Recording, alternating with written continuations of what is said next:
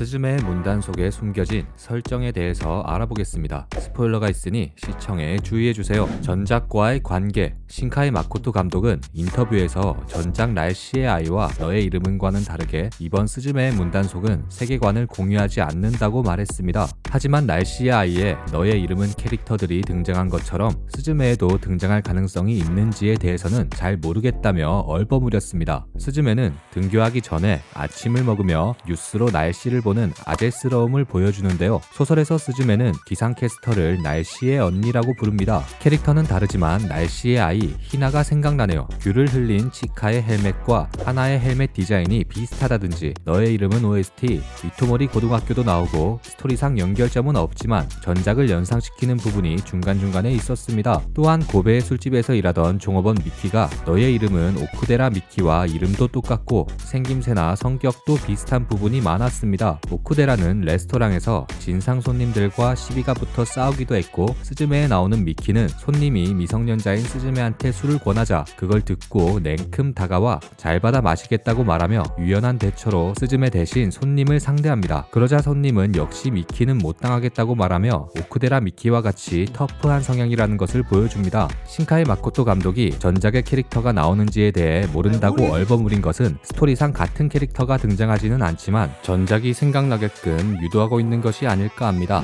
미미즈 금색실의 비밀. 미미즈는 일본어로 지렁이를 뜻합니다. 작중에서 미미즈는 지진의 원인이 되는 지렁이같이 생긴 에너지를 말합니다. 사후세계에서 현세로 넘어와 땅에 떨어지면서 지진을 일으킵니다. 지진을 막기 위해 미미즈가 떨어지기 전에 문을 닫는 게 토지시인 소타의 역할이죠. 신카이 마코토 감독에 따르면 미미즈가 떨어지기 직전에 나타나는 금색의 뭔가는 대지의 전기 혹은 에너지입니다. 현세에 나온 미미즈는 금색 실로 표현된 대지의 에너지를 빨아들이고 점점 무거워지다 결국 땅에 떨어집니다. 미미즈의 숨은 의미. 미미즈는 버림받은 토지의 영혼입니다. 미미즈는 사후세계, 즉 죽은 사람이 사는 곳에서 나옵니다. 스즈메는 처음 미미즈를 발견했을 때 불이 난 것 같다고 말했습니다. 이후 스즈메가 고향에서 문을 넘어갔을 때 사후세계는 이전과는 다르게 도시 전체에 불이 붙어 불에 타고 있었습니다. 스즈메의 고향인 도쿠 이와테현은 실제로 동일본 대지진으로 25,000명에 이르는 사상자를 내고 후쿠시마 원전 사고가 일어난 장소입니다. 스즈메가 넘어간 사후세계가 불타고 있는 이유는 쓰나미로 항구의 연료 탱크가 폭발해 발생한 게센누마 대화재를 나타내고 있습니다. 물이 덮쳤는데 어떻게 불이 붙나 싶을 수도 있지만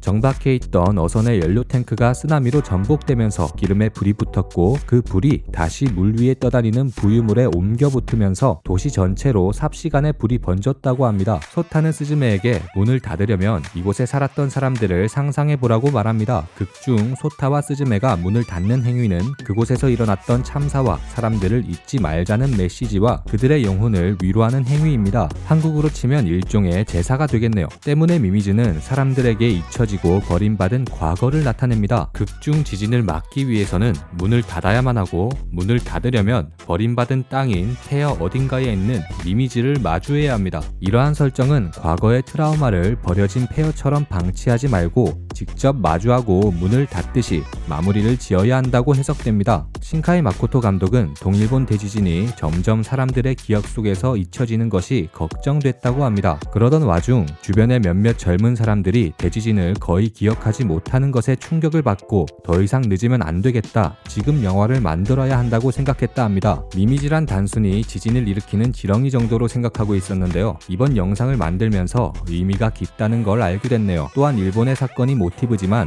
재해는 어디에서나 일어나고 한국도 그런 과거가 있기에 잊지 말아야 할 것을 다시 한번 생각해보는 좋은 계기가 된 것 같습니다. 시간 잘 때우셨다면 구독과 좋아요 부탁드립니다. 끝까지 시청해주셔서 감사합니다.